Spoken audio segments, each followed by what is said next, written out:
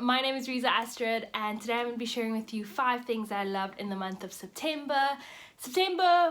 I blinked and it was done, it was gone, and I got to like the end of September. I was like, oh my goodness, I haven't actually written down my favorites of the month. So I just took like a couple of days to write those down and look back at September and what I really enjoyed. And these 5 things are definitely things that popped up, or things I discovered, things that made me think, things that changed my life, I would say. And I wanted to share them with you as always, so let's just get right into it. The first thing that I want to talk about today is a New Yorker article by one of my favorite writers, TED talkers, Chimamanda Ngozi Adiche. She wrote an article called Notes on Grief, and she wrote this after losing her father. I believe he passed away in March, and he passed away in Nigeria and she was in America. And through this whole coronavirus, having to deal with grief from being so far away from her family, having lost someone that meant so much to her, having lost someone that she, really relied on, depended on, had such a good relationship with her father. And she just spoke about how the days after she lost her dad, how she dealt with the grief and how things would pop up and she would go back into the different stages of grief. And it was just a really good long read.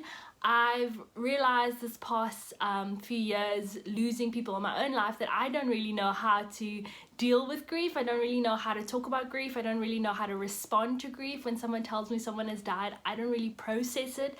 And I'm always wondering, how should you process grief? Like, how does grief occur in people's lives? And so it's just really powerful to read how she went through the process of grief and her notes on it. And just she speaks about having to call her brother and checking on her brother and feeling so alone during this time because she wasn't able to be with her family, to fly to Nigeria because of the coronavirus. And I remember just getting to the end and like feeling very teary-eyed and emotional. I sent this particular article to my mom and I said she should read it, because I think when you lose someone very important in your life and it's so sudden and you're so far away, it's so difficult to process your grief, but it's also so difficult for other people to understand why you're processing it the way you are. And so, yeah, just thinking about the article and thinking about my mom and grief and losing someone, it just brings tears to my eyes, because it's just it's something that we all go through, but it's not something that we ever really speak about. And I really, really want to talk to people more about grief and losing loved ones and the process of death. But I don't really quite know how to bring that up in conversation with friends around a dinner table. But I think that's something that I would enjoy studying as well and just looking into. And I think there would be really something interesting for me to dive into and read more about. So I think this really, it helped me understand it a little bit more and made me also want to go out and do some more research and do more readings on grief and losing loved ones. My second favorite for the month of September was film photos. About 2 or 3, maybe even 4 years ago, my friend Sakina and I, yes, the one that I always speak about, we were in university, so it must have been 4-5 years. It's been really long. Like, I can't believe that's like a whole different story, the fact that we're now out of university working and we're adults and whatever. But I remember in I think our second year of uni, we were walking past a photography shop and we saw the Kodak instant cameras, and we each bought one, and then we took photos and then we got them developed. Or I got mine developed. She still has her first one, and then I bought another one, and I just took photos randomly. I would carry it in my bag, and whatever popped up I would take a photo of if I remembered. And I went with me to Joburg, went with me to Tanzania, Paris, all over, but I didn't necessarily take photos in all the places I went to. But I popped some of my favorite photos on the screen, and it just, the whole idea of taking a photo and kind of forgetting about that moment and then getting the photos developed and remembering that exact moment, that exact thing that you did and those people that you were with, it just gives you warm fuzzy feelings. And so I got my camera film photos developed, the ones you just saw, and then I instantly bought new film for my other 2 film cameras, so hoping they'll be taking more film photos going forward, or just diving into film photography and just taking photos and kind of forgetting about it and then being able to see the photos again once it's been developed. My third favorite is a YouTube video that I watched. One of my favorite movies of all time is called 500 Days of Summer, and this YouTube video was about 3 interpretations of Summer, which is the main woman character in the movie. And the thing about 500 Days of Summer, if you haven't seen it before or haven't heard of it, it's a movie about love, but not really about love, in a sense that it's a movie that it's a love story that is so real and authentic. That's real people, real issues. It just captures the emotions and the differences between people who are romantics and people who are cynics, and people who believe in love and people who don't believe in love, and people who wear their hearts on their sleeves and people who don't wear their hearts on their sleeves. And it's one of my favorite movies because I remember watching it and being so much like Tom, who's the main male character, and then later on realizing that Summer is actually the one that we should be rooting for, not the one that we're like upset with. And it's definitely a brain malfunctioning that happens when you watch a movie, because you're cheering for one person but then you realize that you actually shouldn't cheer for them. You should, it's like it's all over the place. But anywho, check out 500 Days of Summer. Definitely an all-time favorite movie. But with that, because we're watching the whole movie from Tom's perspective, and depending on who you are, do you wear your heart on your sleeve, or are you someone who doesn't wear the heart on their sleeve? It also depends how you look at the what's going on in Tom and Summer's relationship and what you want their relationship to be. So this whole 3 interpretations of Summer just explains it a little bit in depth, what the movie is trying to tell us through the character Summer. And it basically says that if you're romantic, you're going to see the movie in one way. If you're a cynic, you're going to see a movie in a completely different way. And if you're someone who's more on a compatibility side, when you look at romance, you'll see the movie a whole different way. And I really like this video because it really made me think back on the movie, which I haven't watched in years, but it's definitely one of my favorite. But made me think back on the movie, made me think about my own relationships, how I look at love, how I perceive love, and how much of a romantic I am, and how much I might have been a cynic, or how much I might start looking at things from a cynic perspective in relationships and so forth. But what I really liked, I wrote it down, was that there was 2 comments on the videos that really link so nicely with the 3 interpretations of Summer video. And the first one said, "Sometimes people you love are just more compatible with someone else." Ouch! And number 2, "It's always hard to accept that you may not be the love of somebody's life." This movie hits you in the feels. I don't know if it's on Netflix, but if I go downstairs now and it's on Netflix, I'm gonna sit and I'm gonna watch that movie, because it just reminds me that just because, like someone said in the comment section as well, the whole movie is perfectly summarized by Tom's little sister, who says, "Just because a cute girl likes the same bizarre crap as you doesn't make her your true love."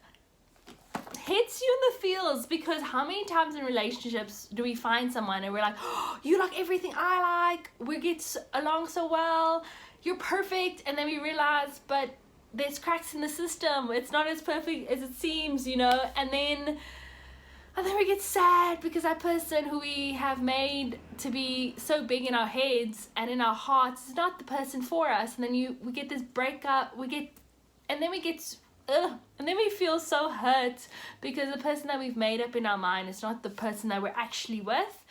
And just because people like the same things as you doesn't mean that he or she is the one.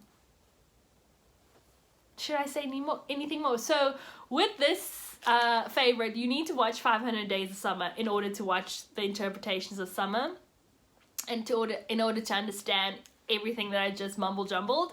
But so please go watch 500 Days of Summer. I'll link it down below, and then go watch the 3 interpretations of summer, and let me know, are you a romantic? Are you a cynic? How do you view love? Let's chat about it. Number 4, BTS. Do I have to say anything more? If you've been following me on a podcast, which I'll link down below, if you've been following me on this channel, if you watched my last vlog, you would know that I am a bit of a BTS super fan at the moment. I'm absolutely obsessed with BTS at the moment. I love everything they do. I have no words for how happy they make me feel. They are such a wholesome, they're just so wholesome and loving and kind and amazing. I even made my computer screen them so I could see them every day. But BTS is a K-pop boy band, and so they're Korean, they sing in Korean. They do have an English song if you want to check it out. But they're comprised of 7 members. It is RM, Jin, Sugar, J-Hope, Jimin, V, and Jungkook. Those are the 7 members. I was like, who? And I just love them. I love their music. Their music has really important meanings to it. So obviously I don't speak Korean. I don't understand Korean. I can't necessarily sing with them. But I love reading the English interpretations of the song, the English translations of the songs, and it hits me in the feels. My 3 favorite songs, like, I like all of them. I listen to them on my phone all the time, but my 3 favorite songs is On, Save Me, and Ugh. It's like, ugh. It's so good. It's so good. And we went to go watch the BTS Persona movie, and I got to really know the boys on a different level, more personal level. I say the boys like I know them, like I met them. I haven't met them. But I just really enjoyed their music, and made my September because they had a new song release. They were doing a lot of interviews, a lot of live shows, and every time I go on YouTube, I feel like there's a new BTS video that I just have to watch. So then I just watch them for hours.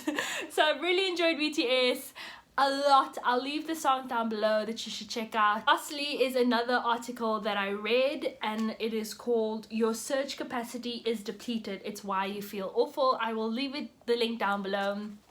It basically speaks about, at the beginning of the pandemic, we were all in a go, let's do the best we can, let's try and do even more than we could do before. Everything was exciting. We made, you know, dalgona coffees, and we made TikToks, and we made videos, and we did puzzles together, and we painted, and we cleaned our houses, and we did all of these things. We worked double, triple the amount of times that we did before, and everything was new, and you know, it was just go. And then all of a sudden we realized that we're gonna be in this lockdown, in this space, in this headspace for much longer than we anticipated. And how after that it just started, like, it literally felt like we were sinking, like we just dropped. And how everything that used to take us a day to do started taking us 3 days, 4 days, 5 days to do, because we were just so tired. And it wasn't even the right time for us to be tired, but we were just so exhausted because our bodies had gone into this overdrive of like, let's survive. And then it was like, oh, I'm gonna have to survive longer than I have to. And I absolutely loved this article. It came out actually, I think June, July, August, like a couple of months ago, but I only read it in September. But I can relate to this so much. I think the article really got me thinking of how we've been in the survival mode and how we need to stop now. We need to take a step back. We need to recoup.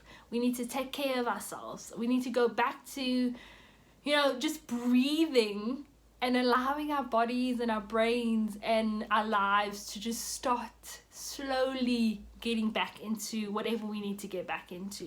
I do feel like a lot of our search capacity is depleted, because another thing that they mentioned in this article that I enjoyed was that they said that we're all feeling at the moment that we're feeling zoomed out, or we're feeling like, you know, work meetings out, or you know, everything is just feeling like too much, like all the screen time is feeling like too much. But the author says it's strange because we are a social media people. You know, we go on YouTube for hours, we go on Instagram for hours, and that never made us feel depleted.